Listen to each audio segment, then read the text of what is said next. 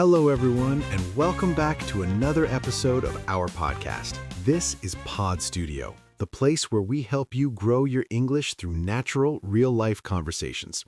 I'm Alex, and I am joined today by my good friend and co-host, Emma.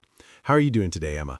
I'm doing great, Alex. I'm really happy to be here at Pod Studio again. I've been looking forward to this session all week because the topic we're covering today is something we all do every single day. Yet it can be quite tricky when you're learning a new language.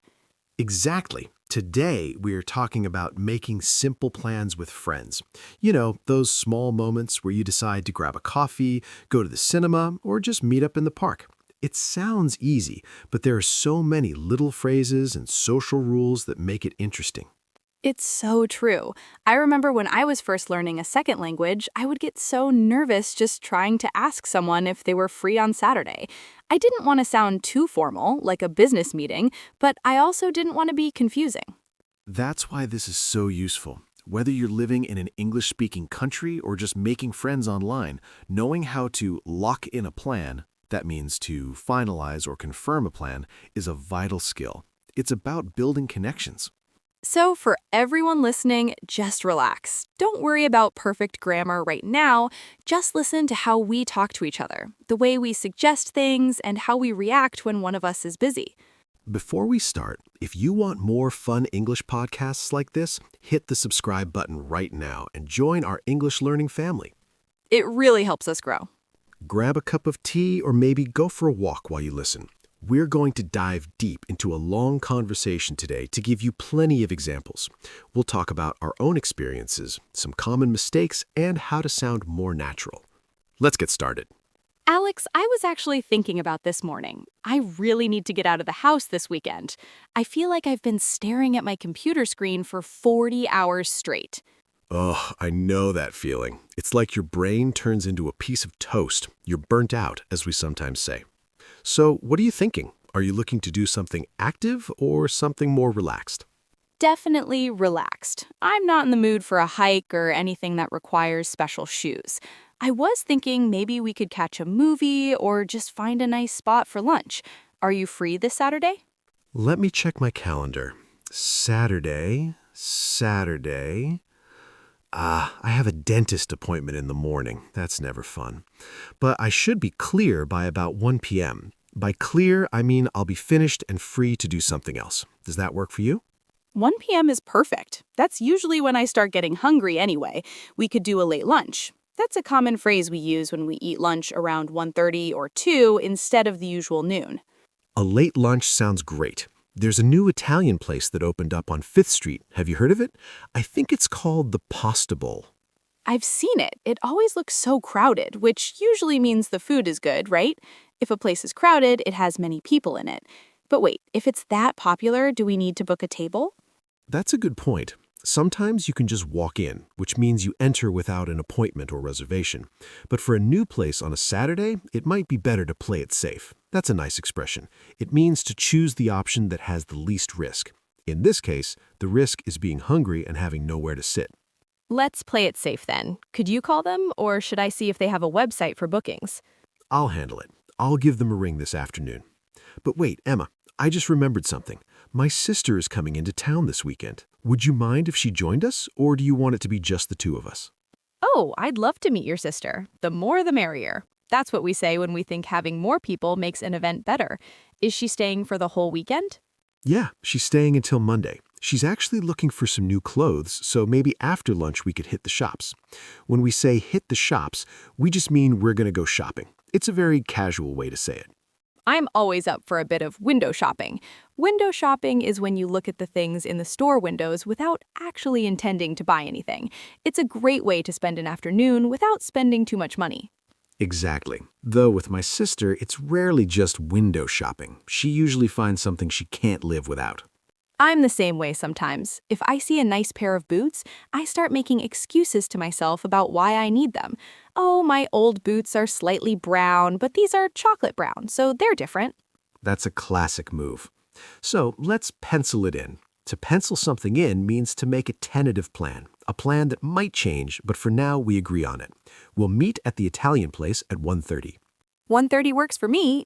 Oh wait, I just realized I'm supposed to help my neighbor move some furniture Saturday morning.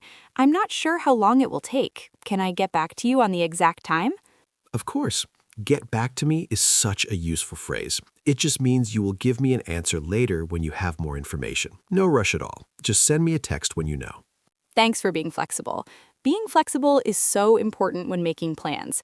It means you're willing to change your schedule to fit others. If someone is rigid, they're the opposite. They won't change anything.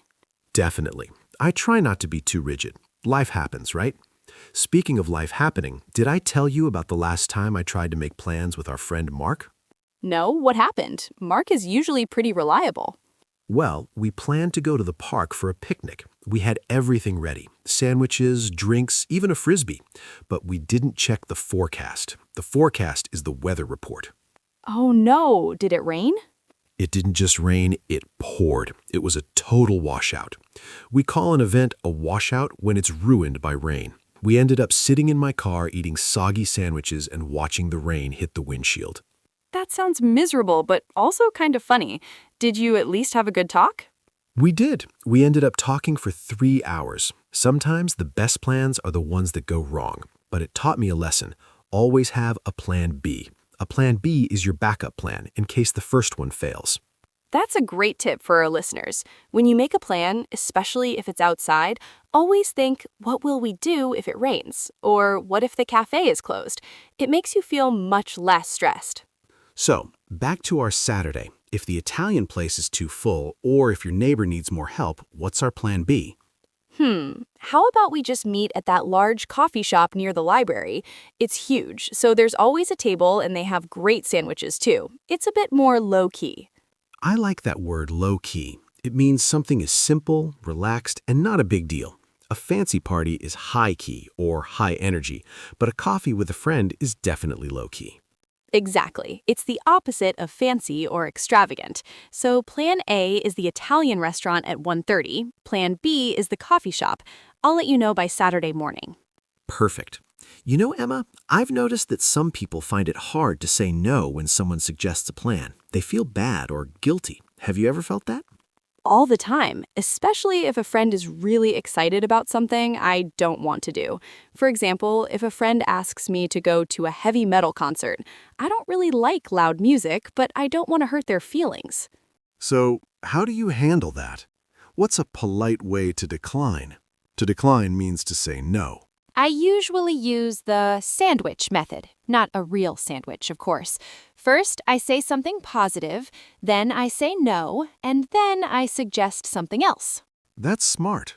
Can you give me an example? Sure, if you asked me to go to a concert and I couldn't go, I'd say, "That sounds like an amazing event, Alex. However, I'm not a big fan of loud concerts, but maybe we could grab a drink before you go." Oh, I see. You soften the blow. That's another idiom. To soften the blow means to make bad news or a rejection feel less painful. It makes the other person feel like you still value their company, even if you don't want to do that specific activity. Right, and it's much better than just saying, "I'm busy," because "I'm busy" can sometimes sound a bit cold or like an excuse. I agree. Another good phrase is, I'll have to take a raincoat. Wait, no, that's not it. I'll have to take a rain check. Almost. To take a rain check is a very common expression. It comes from old baseball games. If it rained and the game was canceled, they gave you a rain check, so you could come back another day for free. So if I say, can I take a rain check on that lunch, I'm saying I can't do it now, but I really want to do it another time. It's a very friendly way to postpone a plan. Exactly. It's much more positive. It shows you are still interested. I use that one a lot when my week gets too hectic. When life is hectic, it's very busy and maybe a little bit crazy. My life feels hectic every Tuesday for some reason. I don't know why, but Tuesday is always the day everyone wants to meet. Maybe we should call it Talkative Tuesday. But actually, that brings up a good point about timing. When you make plans, you have to be specific. I have a friend who always says, "Let's meet soon." Oh, I hate that. Soon could mean tomorrow, or it could mean next year. It's too vague. Vague is the opposite of specific. If a plan is vague, it's not clear. Exactly. When someone says, let's meet soon, I usually try to pin them down. This means I try to get them to agree to a specific day or time. I'll say, sure, how about this Thursday? That's the best way to do it. Otherwise, the plan just floats and never happens. It's like a cloud that never rains. That's a very poetic way of putting it, Alex. But you're right. If you really want to see someone, you have to set a date. Let's talk about running late. This is a big part of making plans. I'll be honest, Emma, I'm usually 5 minutes late to everything. Only 5? I thought it was 10. Okay, maybe 10. But I always send a text. I think it's important to keep someone in the loop. To keep someone in the loop means to keep them informed. If I'm stuck in traffic, I'll text, hey, stuck in traffic, I'll be 10 minutes late. Sorry. That's the etiquette of planning. Etiquette is just a fancy word for social rules or good manners. If you are going to be late, just tell the person. The worst thing is standing outside a cafe alone, wondering if your friend forgot about you. I've been that person. You start looking at your phone, trying to look busy so people don't think you've been stood up. Being stood up is when someone you have a plan with doesn't show up at all and doesn't tell you. Oh, being stood up is the worst feeling. It's very disrespectful of someone's time. If you can't make it, just cancel. It's better to cancel an hour before than to just not show up. Definitely. And if you have to cancel, it's nice to give a reason, but you don't need to tell your whole life story. You can just say, something came up. Something came up is the perfect phrase for English learners. It's a general way to say you have a problem or a new task that you must do, and you don't want to explain exactly what it is. Maybe it's a personal matter or just a boring chore. It's very polite and very common. I'm so sorry, Emma, I can't make it to lunch. Something came up at home. It's simple and clear. And then the next step is to reschedule. Rescheduling is just moving the plan to a different time or day.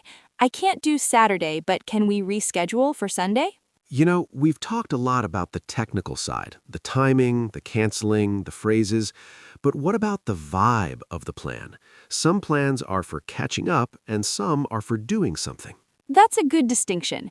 Catching up is a phrase we use when we haven't seen someone for a while and we want to hear all their news.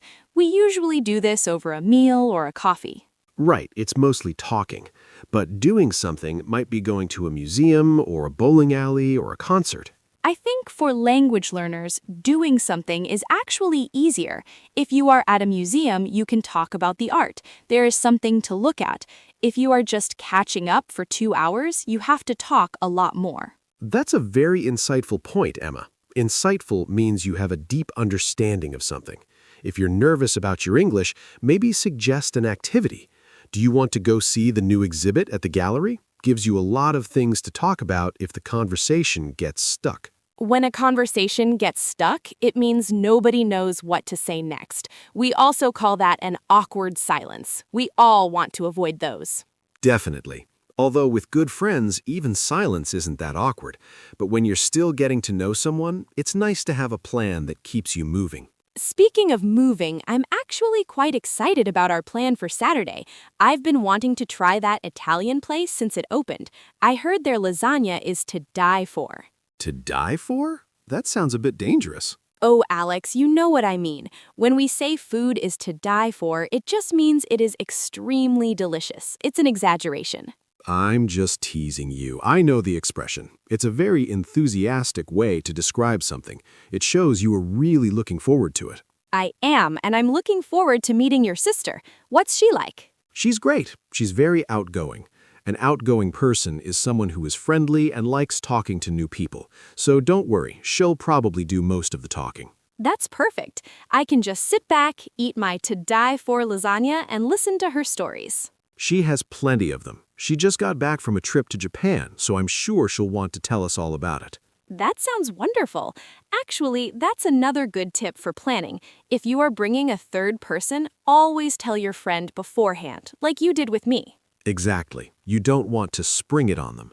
To spring something on someone means to tell them a surprise at the last minute that they might not be ready for. Right. If I show up expecting a quiet talk with you and there are 5 strangers there, I might feel a bit overwhelmed. Overwhelmed means you feel like there is too much happening and you can't handle it. Exactly. Communication is key. Just a quick text saying, "Is it okay if," makes everything smoother. So, to recap our conversation so far, to recap means to summarize the main points. We've talked about how to ask if someone is free, how to suggest a place, how to have a plan B, and how to use polite expressions like take a rain check or something came up. We also talked about being flexible and keeping people in the loop if we are running late. It seems like making plans is almost like a dance. You move a little, the other person moves a little, and you find a rhythm. I love that analogy. An analogy is when you compare one thing to another to explain it better. Planning is definitely like a dance. And just like dancing, you might step on someone's toes sometimes. You might forget a time or go to the wrong cafe, but if you're kind and use these phrases, it's usually not a big deal. I remember one time I went to the wrong Starbucks. In my city, there are 2 on the same street. I was sitting in one and my friend was sitting in the other. We both thought the other person was standing us up. Oh no! How did you find out? After 20 minutes, I called him. I said, "Where are you? I'm by the window." He said, "I'm by the window too." Then we realized there were 2 locations. We had a good laugh about it once we finally met. That happens more than you'd think. Now when I make plans, I usually send a pin. On a smartphone, you can send your exact location. It's a lifesaver. It really is. Technology has made making plans much easier, but the language we use is still the most important part. It's about being clear and concise. Concise means using few words to say a lot. See you at 2 o'clock at the library entrance is much better than see you around the library in the afternoon. Definitely. Well, Alex, I think we've covered a lot of ground today. I feel like I've used enough phrases to fill a book. We have, and that's the beauty of a long conversation. You get to see how these words live in a real talk. They aren't just definitions, they're tools. I hope our listeners at Pod Studio feel more confident now. Making plans shouldn't be scary. It's just a way to spend time with people you like. Exactly. And even if you make a mistake or use the wrong word, your friends will understand. The goal is connection, not perfection. That's a great motto. Connection, not perfection. I might have to write that down. Well, before we wrap up, which means to finish our session, do you have any final thoughts for our English learners? I would just say try it. This week, try to make one simple plan with a friend or a classmate in English. Use one of the phrases we talked about today, even if it's just "Are you free for a 10-minute coffee?" That's a great challenge. Start small. You don't have to plan a whole weekend trip, just a coffee or a quick walk. And remember, if they say they are busy, don't take it personally. Just say, "No worries, let's take a rain check." Perfect. Well, Emma, it's been a pleasure talking to you today. I'm looking forward to our late lunch on Saturday. Me too, Alex. I'll text you about the time once I'm done helping my neighbor. Sounds like a plan. And to all our listeners, thank you so much for joining us at Pod Studio. We really appreciate you spending your time with us. Keep practicing, stay curious, and don't be afraid to make those plans. We'll be back soon with another episode. Until then, take care and happy learning. Bye, everyone. Goodbye.